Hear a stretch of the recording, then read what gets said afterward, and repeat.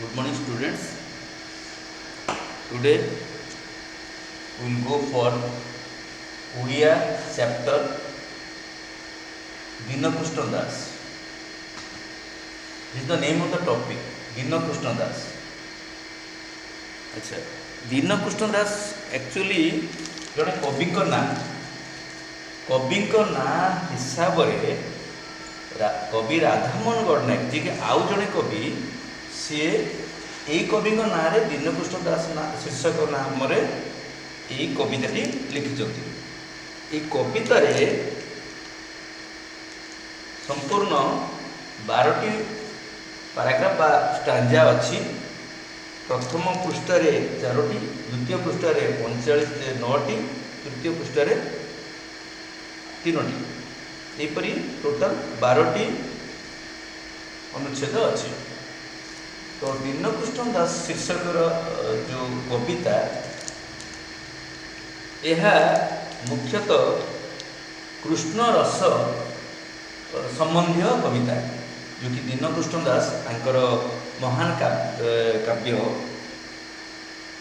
रसकल्लोल तार से कवि रसकल्लोल काव्य लिखिं दीनकृष्ण दास।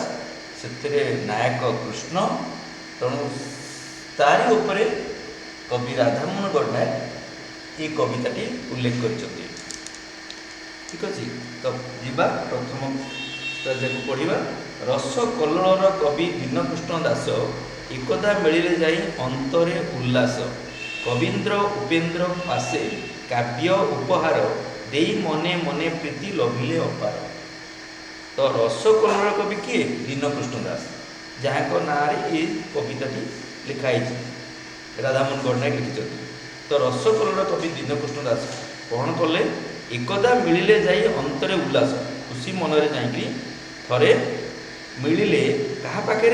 कवीन्द्र उपेन्द्र पासे। कवीन्द्र कविंक इंद्र कवीन्द्र किए? उपेन्द्र। उपेन्द्र माने उपेन्द्र भंज, कवि सम्राट उपेन्द्र भंज, सी आउ जड़े कवि।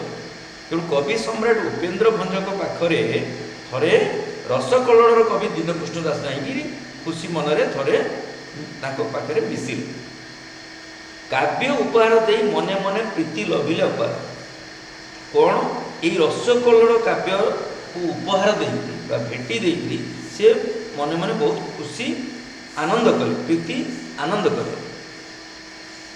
भंज कविवर तुम प्रगल्भ रहसे। भंज कविवर, भंज कवि तापरे कौन कले? तापरे प्रगल्भ, प्रगल्भ अर्थ विहलित होइकरी, रभसे माने त्वरित, तत्क्षणात, सांगे सांगे।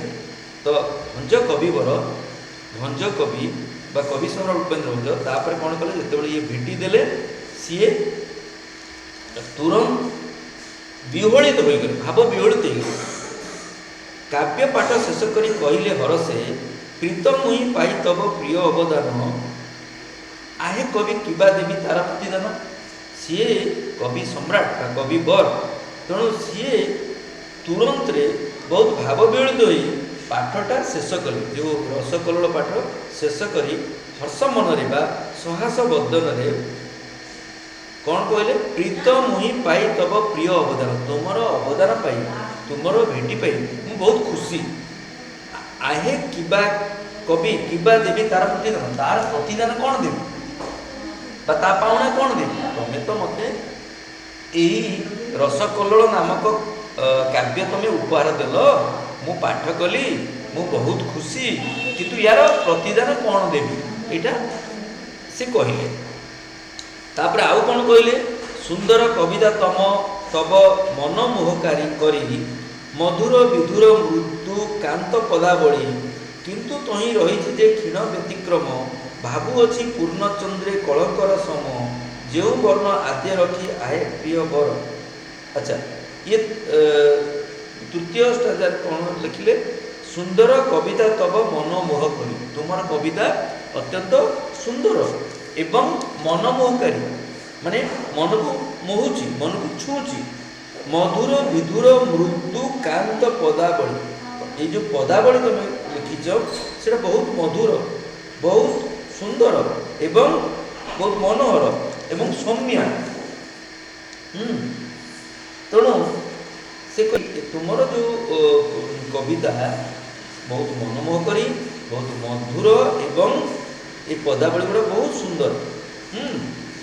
କିନ୍ତୁ ତହିଁ ରହିଛି ଯେ କ୍ଷୀଣ ବ୍ୟତିକ୍ରମ ଭାବୁଅଛି ପୂର୍ଣ୍ଣଚନ୍ଦ୍ରେ କଳଙ୍କର ସମ। କିନ୍ତୁ ପରନ୍ତୁ ଗୋଟେ ଲଗେଇଦେଲେ କ'ଣ, ସେଥିରେ ସାମାନ୍ୟ ବ୍ୟତିକ୍ରମ ରହିଛି, ଯେଉଁଟାକି ଚନ୍ଦ୍ରରେ କଳଙ୍କର ସମ। ପୂର୍ଣ୍ଣଚନ୍ଦ୍ର ଅର୍ଥ ପୂର୍ଣ୍ଣିମା ରାତିରେ ଚନ୍ଦ୍ର କିପରି ଦେଖାଯାଏ? ଗୋଲାକାର ଦେଖାଯାଏ, ପୁରା ସମ୍ପୂର୍ଣ୍ଣ ଗୋଲ ଦେଖାଯାଏ। ତେଣୁ ସମ୍ପୂର୍ଣ୍ଣ ଗୋଲ ଚନ୍ଦ୍ରମା ଯଦି ଆମେ ଅନୁଧ୍ୟାନ କରିବା ରାତିରେ, କୌଣସି ପୂର୍ଣ୍ଣମୀ ରାତିରେ ଆମେ ଦେଖିବା ସେଥିରେ କଳା କଳା ଚିହ୍ନ ଆମେ ଦେଖିବା। ତେଣୁ ସେଇଟା କବି କହୁଛନ୍ତି ସିଏ ହେଉଛି କଳଙ୍କ, ଚନ୍ଦ୍ରର କଳଙ୍କ। ଚନ୍ଦ୍ର ଯେଉଁ କାଳିମା ବା କଳା କଳା ଅଂଶ ଆମେ ଦେଖୁ ପୂର୍ଣ୍ଣିମାରେ, ବା ଚନ୍ଦ୍ର ଯେତେବେଳେ ଉଦୟ ହୁଏ ଆମେ ପୂର୍ଣ୍ଣଚନ୍ଦ୍ର ଦେଖିଲେ ଆମେ ତାର କିଛି ଅଂଶ ଆମେ କଳା ଦେଖୁ। ତେଣୁ ସେଇ କଳାଟା ହେଉଛି ଚନ୍ଦ୍ରର କଳଙ୍କ। ତେଣୁ ଚନ୍ଦ୍ର ଭଳି ଏତେ ସୁନ୍ଦର ଚନ୍ଦ୍ରରେ ଏତେ ସୁନ୍ଦର ବସ୍ତୁରେ ଯେତେବେଳେ କଳଙ୍କ ରହିଯାଉଛି, ସେଇଭଳି ତୁମର ଏ କାବ୍ୟରେ କିଛି ରହିଛି କ'ଣ, ବ୍ୟତିକ୍ରମ ରହିଛି, ଟିକେ ଅଡ଼ୁଆ ଜିନିଷ ରହିଛି। କ'ଣ ସେ ଅଡ଼ୁଆ ଜିନିଷଟା? ଏଇଟା ଚତୁର୍ଥ ଷ୍ଟାଞ୍ଜାରେ ଲେଖିଛନ୍ତି। ଯେଉଁ ବର୍ଣ୍ଣ ଆଦ୍ୟ ରଖି ଆହେ ପ୍ରିୟ ବର, ରଚିଅଛ କାବ୍ୟ ତବ ମନୋଜ୍ଞ ସୁନ୍ଦର, ସେଇ ବର୍ଣ୍ଣ ଆଦ୍ୟ ରଖି ଗ୍ରନ୍ଥଟିର ନାମ ଦେଇଥିଲେ ହୋଇଥାନ୍ତା ଅତି ଅଭିରାମ। କ'ଣ କହିଲେ ସିଏ? ସେ କହିଲେ ତୁମର କବିତା ବହୁତ ମନମୋହକାରୀ ଆଉ ମଧୁର, ପଦାବଳୀ ମଧ୍ୟ ବହୁତ ମଧୁର ସୁନ୍ଦର, କିନ୍ତୁ ସେଥିରେ ବ୍ୟତିକ୍ରମ ଟିକେ ରହିଛି, ଯେମିତିକି ପୂର୍ଣ୍ଣଚନ୍ଦ୍ରରେ କଳଙ୍କ ରହିଛି, ସେଇଭଳି ବ୍ୟତିକ୍ରମ ରହିଛି। ସେ ବ୍ୟତିକ୍ରମଟା କ'ଣ ସେ ଏବେ କହୁଛନ୍ତି ଚତୁର୍ଥ ଷ୍ଟାଞ୍ଜାରେ। ତେଣୁ ଯେଉଁ ବର୍ଣ୍ଣେ ଆଦ୍ୟ ରଖି ଆହେ ପ୍ରିୟ, ହେ ପ୍ରିୟ, ହେ ସଖା, ତମେ ଯେଉଁ ବର୍ଣ୍ଣ ବା ଯେଉଁ ଅକ୍ଷରରେ ତମେ ପଦ୍ୟାବଳୀ ଗୁଡ଼ା ଲେଖିଛ, ପ୍ରଥମ ଅକ୍ଷର ତମେ କରେ ଲେଖିଛ। ସବୁ ପିଲାମାନେ ତମେ ଯଦି ଯେଉଁ ରସକଲ୍ଲୋଳ କାବ୍ୟ କେବେ ପଢ଼ିବ, ସେଥିରେ ଦେଖିବ ପ୍ରତ୍ୟେକ ଷ୍ଟାଞ୍ଜାର ପ୍ରତ୍ୟେକ ଅକ୍ଷର କରେ ଆରମ୍ଭ, ଠିକ୍ ଅଛି। ତେଣୁ ସେ କରେ ଆରମ୍ଭ, ଯେହେତୁ ପଦାବଳୀର ପ୍ରଥମ ଅକ୍ଷର କରେ ଆରମ୍ଭ କରିଥିଲେ, ସେଥିପାଇଁ ସେ ଯେଉଁ କାବ୍ୟର ନାଁ କରେ ଦେଇଥିଲେ ଭଲ ହେଇଥାନ୍ତା। ସେ କ'ଣ ଦେଲେ? ରରେ ଦେଲେ, ରସକଲ୍ଲୋଳ ଦେଇଦେଲେ। ତେଣୁ ରସକଲ୍ଲୋଳ ନ ଦେଇକିରି କ ଶବ୍ଦରେ କୌଣସି ଅକ୍ଷରରେ କୌଣସି ଶବ୍ଦ ଲେଖିକିରି ସେଭଳି କରିଥିଲେ ଭଲ ହେଇଥାନ୍ତା। ତେଣୁ ସେଇଟା ତାଙ୍କର ବ୍ୟତିକ୍ରମ। ତେଣୁ ଯେଉଁ ବର୍ଣ୍ଣ ଆଦ୍ୟ ରଖି ଆହେ ପ୍ରିୟବର, ରଚିଅଛ କାବ୍ୟତମ ତବ ମନୋଜ୍ଞ ସୁନ୍ଦର। ତେଣୁ ଯେଉଁ ବର୍ଣ୍ଣ ଅର୍ଥ ଅକ୍ଷର, ଆଦ୍ୟ ମାନେ ଆଗରେ, ଯେଉଁ ଅକ୍ଷର ଆଗରେ ରଖି ହେ ପ୍ରିୟ କବି, ତମେ ତମ କାବ୍ୟକୁ ରଚିଛ ଏବଂ ବହୁତ ସୁନ୍ଦର ସୃଷ୍ଟି କରିଛ, ସର୍ଜନା କରିଛ, ସେଇ ବର୍ଣ୍ଣ ଆଦ୍ୟ ରଖି ଗ୍ରନ୍ଥଟିର ନାମ, ଯେଉଁ ଗ୍ରନ୍ଥର ନାମ ରସକଲ୍ଲୋଳ ଦେଇଛ, ସେ ରସକଲ୍ଲୋଳରେ ର ନ ଲେଖି ଯଦି ଯେଉଁ ବର୍ଣ୍ଣରେ ତମେ କାବ୍ୟ ଗୁଡ଼ାର ପ୍ରତ୍ୟେକ ଅନୁଚ୍ଛେଦ ଲେଖିଛ, ସେଇ ବର୍ଣ୍ଣ ଯଦି ଦେଇଥାନ୍ତ ର ବଦଳରେ, ତାହେଲେ ଅତ୍ୟନ୍ତ ସୁନ୍ଦର ହୋଇଥାନ୍ତା, ଅତି ଅଭିରାମ, ଅତ୍ୟନ୍ତ ସୁନ୍ଦର ହୋଇଥାନ୍ତା। ଅଭିରାମ ମାନେ ମନୋହର, ସୁଦୃଶ୍ୟ, ଭଲ ଦେଖାଯାଇଥାନ୍ତା। ଇଏ ପ୍ରଥମ ପୃଷ୍ଠା 33 ସମାପ୍ତ, 4ଟି ଷ୍ଟାଞ୍ଜା ସମାପ୍ତ ହୋଇଛି। ତାପରେ ପଞ୍ଚମ ଷ୍ଟାଞ୍ଜା, ଭକ୍ତ କବି ଚକ୍ଷୁ ମୁଖ ଉଠିଲା ଉଜ୍ଜଳି। ଇଏ କି କବି? ଦୀନକୃଷ୍ଣ ଦାସ ହେଉଛନ୍ତି ଭକ୍ତ କବି, କାହିଁକିନା କୃଷ୍ଣ ରସରେ ସେ ପୁରା ଡୁବି ରହିଛନ୍ତି ଏବଂ ସେ ସବୁବେଳେ ତାଙ୍କର ଉପରେ, କୃଷ୍ଣଙ୍କ ଉପରେ, କୃଷ୍ଣ ରସ ସମ୍ବନ୍ଧିତ ବା କୃଷ୍ଣ ରସ ସମ୍ବଳିତ କବିତା କାବ୍ୟ ଲେଖନ୍ତି। ତେଣୁ ଭକ୍ତ କବି ଚକ୍ଷୁ ମୁଖ ଉଠିଲା ଉଜ୍ଜଳି, ତାଙ୍କର ମୁଖ ଆଉ ଚକ୍ଷୁ ସେ ଉଜ୍ଜଳ ହେଇଗଲା ଏଇ କଥା ଶୁଣି। ଦୀପ୍ତ ରାଗେ ଲୋମେ ଲୋମେ ଉଠିଲା ସଞ୍ଚୁରି, ତାଙ୍କର ପ୍ରତି ଲୋମ ସବୁ କ'ଣ ହେଲା?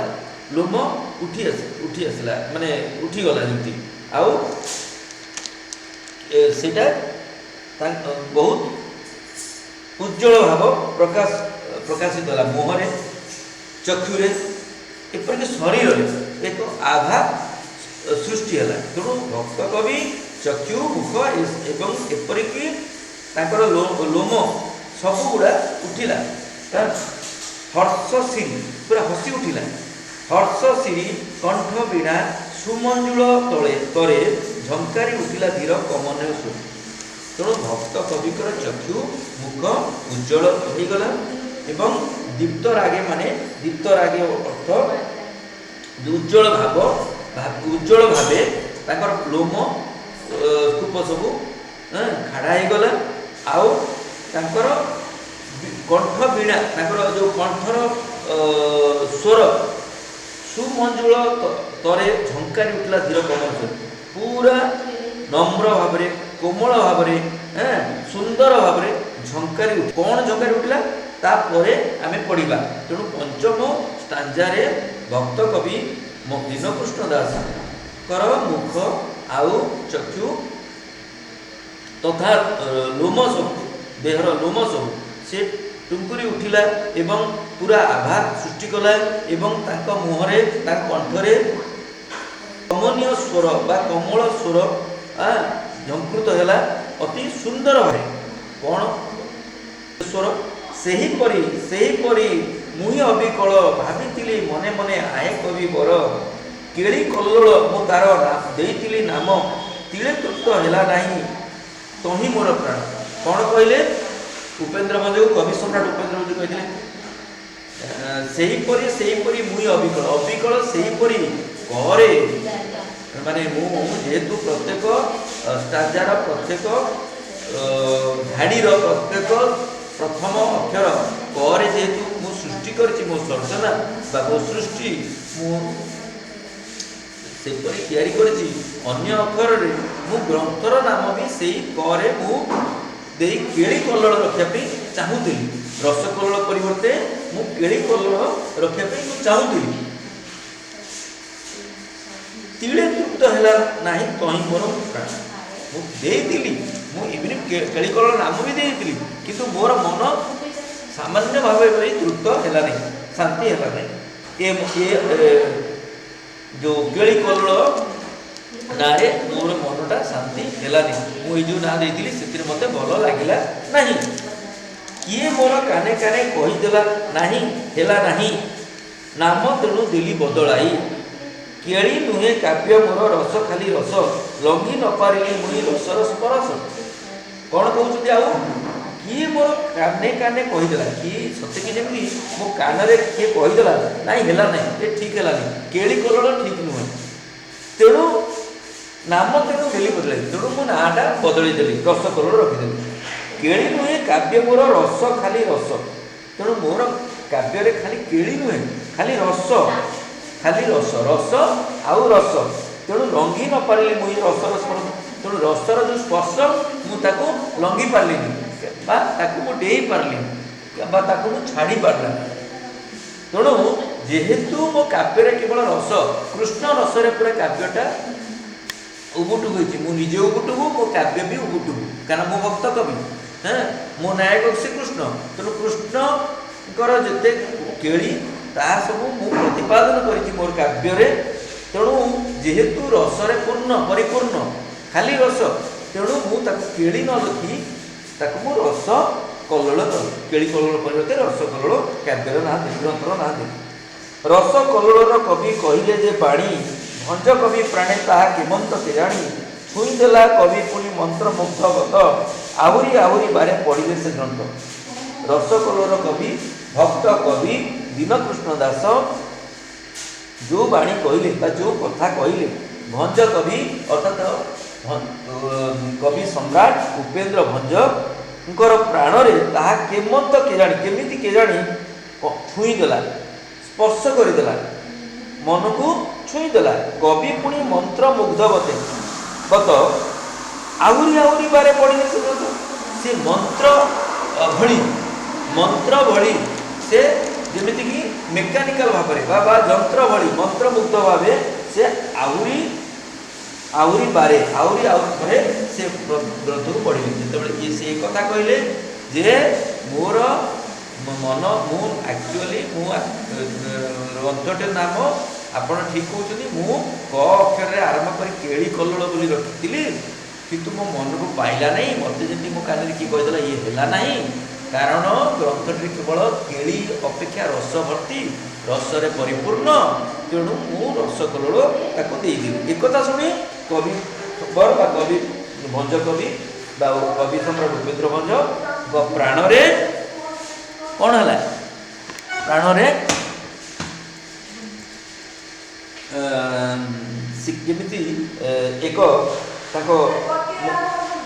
मन को छुईला से कौन कले जे से ग्रंथ को आहरी बारे पढ़े अंतरे अंतरे कवि कले प्रीति लाभ स्तरे स्तरे परसिले रसर प्रभाव सजल नयने तहु गदगद भासे कहले उच्चतमरा रसर उल्लास कौन कहले अंतरे अंतरे कवि प्रीति लाभ कले प्रीति लाभ माने बहुत खुशी हेले अंतर अंतरे मनरे मनरे से बहुत खुशी लाभ कले स्तरे स्तरे परसिले रसर प्रभाव माने प्रत्येक अनुच्छेद प्रत्येक स्टांजारे प्रत्येक पाराग्राफ रे से रसर प्रभावटा देखिले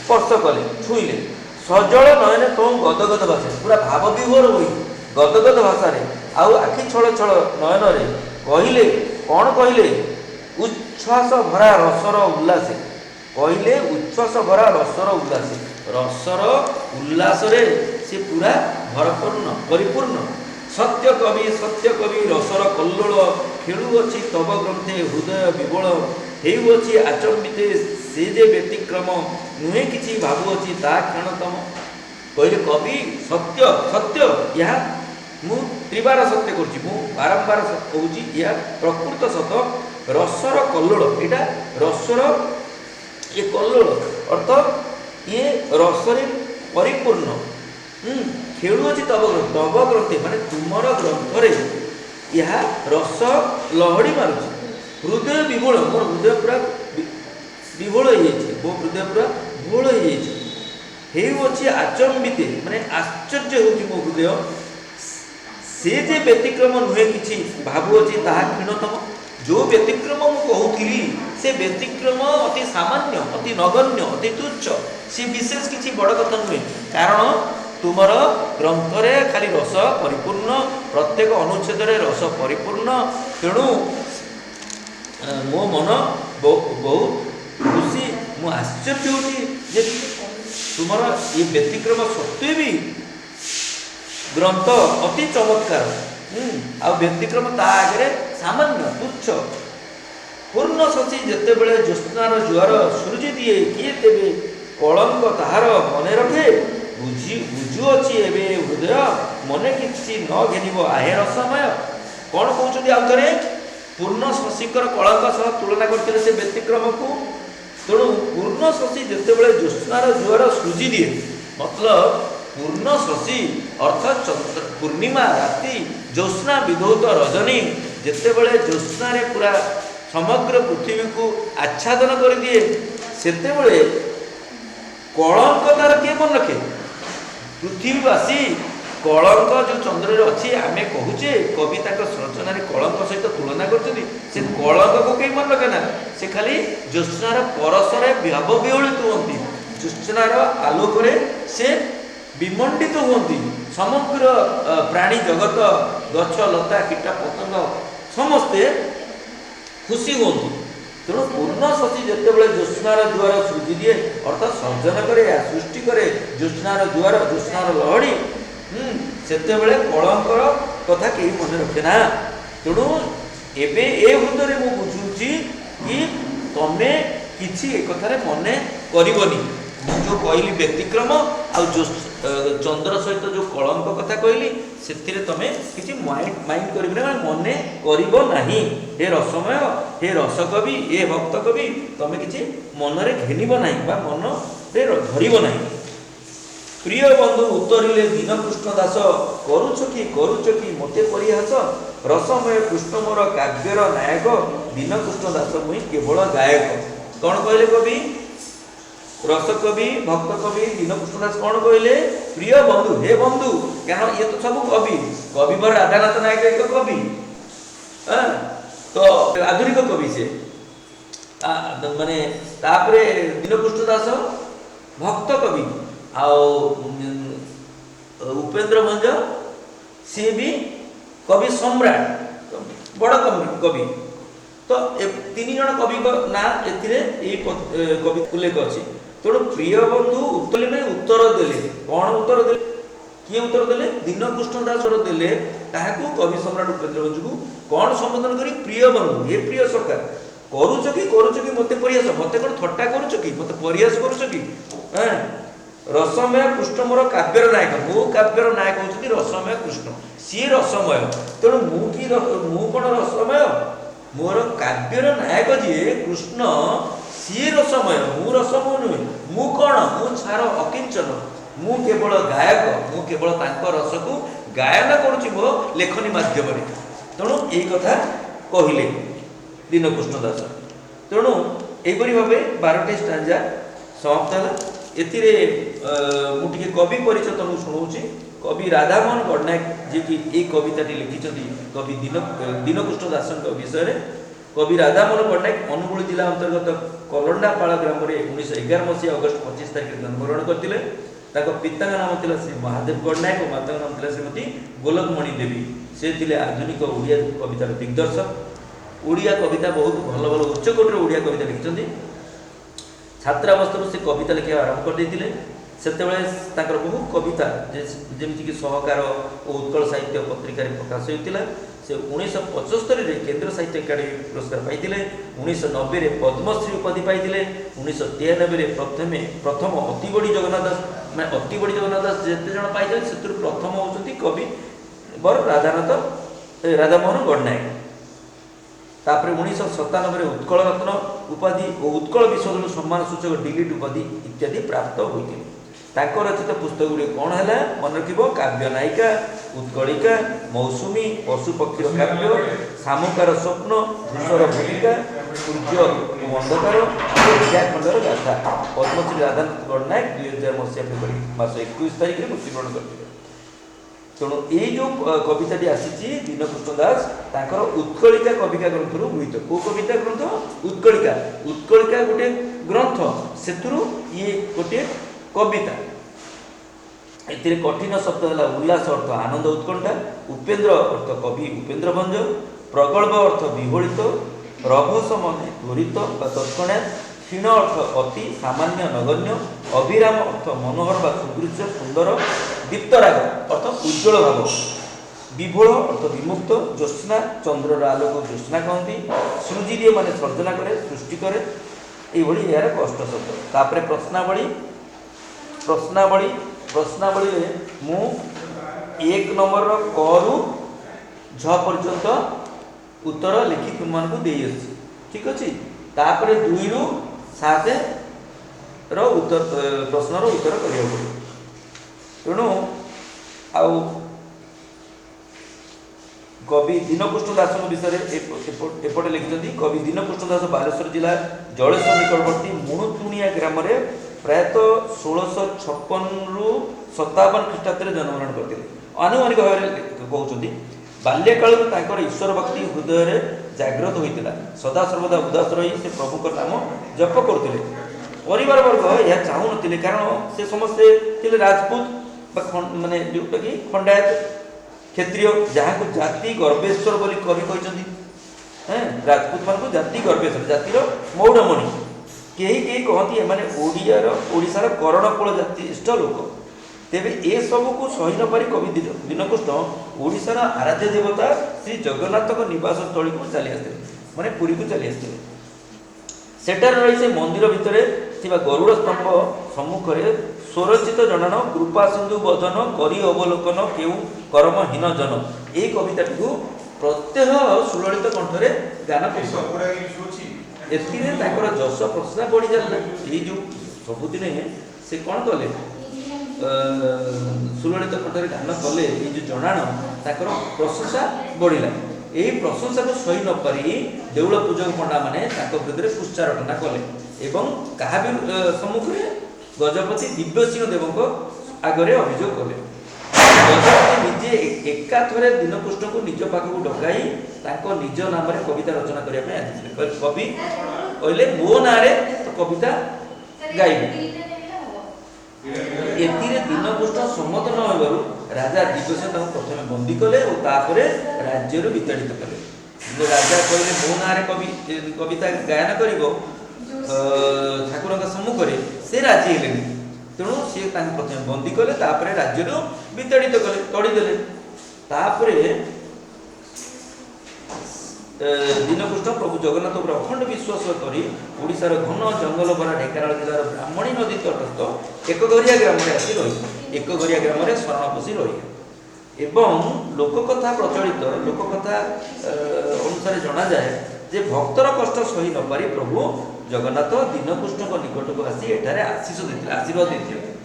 ଏହି ଏକଘରିଆ ଗ୍ରାମରେ ଶରଣ ବା ଆଶ୍ରୟ ନେବା ବେଳେ କବି ଦୀନକୃଷ୍ଣ ଏହିସବୁ କାବ୍ୟ ଲେଖିଛନ୍ତି, ଯେମିତିକି ରସ ବିନୋଦ, ରସ କଲ୍ଲୋଳ, ଗୁଣ ସାଗର, ମହିମା ସାଗର, ଅମୃତ ସାଗର, ପ୍ରସ୍ତାବ ସିନ୍ଧୁ, ସଂସାର ବୋଧନ, ମାଘ ମାହାତ୍ମ୍ୟ, ଦୀନକୃଷ୍ଣ ଦାସ ବୋଲି, ଅହଙ୍କାର ବୋଲି, ନାବକେଳି, ଜାମ୍ବବତୀ ବିବାହ ଆଦି ଅନେକ କାବ୍ୟ ଗ୍ରନ୍ଥ ଲେଖିଛନ୍ତି।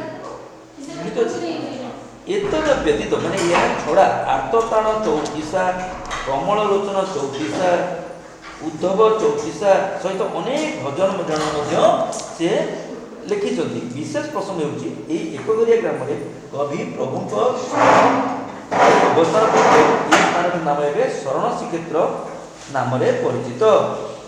କାହା ନାମରେ ପରିଚିତ? ଶରଣ ଶ୍ରୀକ୍ଷେତ୍ର। ଠିକ ଅଛି। ଏଠାରେ କବିଙ୍କ ସ୍ମୃତି ଉତ୍ସବ ପାଳନ ପୂର୍ବକ ବିରାଟ ଜଗନ୍ନାଥ ମନ୍ଦିର ନିର୍ମାଣ ଚାଲିଛି। ତେଣୁ ଇଏ ହେଲା କବି ଯେ ଦୀନକୃଷ୍ଣ ଦାସ, ଯାହାଙ୍କ ଉପରେ କବିତାରେ ଲେଖା ହେଇଛି ତାଙ୍କ ବିଷୟରେ ଏ କଥା। ଆଉ ଯିଏ କବିତା ଲେଖିଥିଲେ ରାଧାମୋହନ ଗଣ୍ଡାକ, ତାଙ୍କ ପରିଚୟ ଦେଲି। କଷ୍ଟ ଶବ୍ଦ ସବୁ କହିଦେଲି।